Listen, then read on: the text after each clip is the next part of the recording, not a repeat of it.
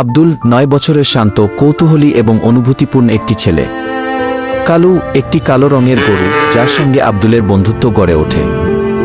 ঈদুল আযহা আসছে, আর গ্রামের সবার মধ্যে প্রস্তুতির ব্যস্ততা। আব্দুল অপেক্ষা করছে তার প্রিয় কোরবানির গরুটার জন্য। গরু আসছে, আব্দুল দৌড়ে ছুটে আসে। ও মা, গরুটা তো একেবারে কালো।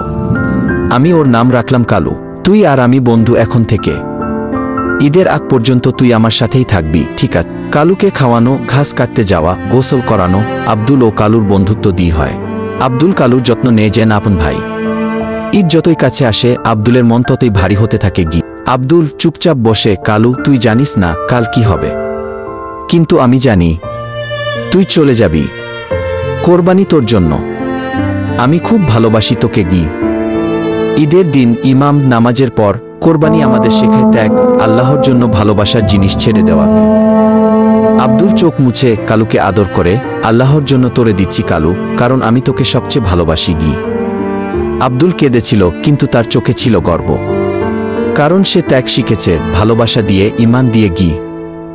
আকাশে ঈদের চাঁদ, পেছনে তাকবীর বাজে। আব্দুল আকাশের দিকে তাকিয়ে দাঁড়িয়ে।